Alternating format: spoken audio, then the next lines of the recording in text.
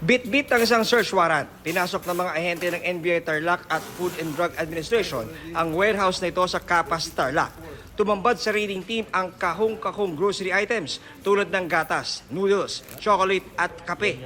Lahat kung hindi malapit na mag-expire ay noon pang 2024 expired na.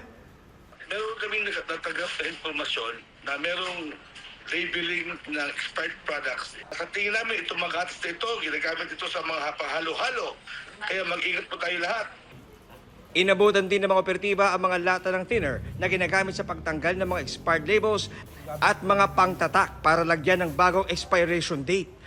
Patok pa naman ngayong tag-init ang ilan sa mga nakumpiskang produkto, lalo sa mga bata. Delikado po ito. Kasi since expired ng mga products nito, base po sa utos ni Director, lalo ngayong summer, marami mga outing, ingatan po natin ang mga consuming public.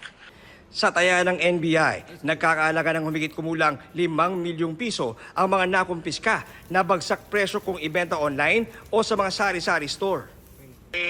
I-confiscate natin lahat ng mga expired products nito, mag-return tayo ng search warrant, mag-file tayo ng kasong violation of Consumers Act at FDA laban sa may-ari dito.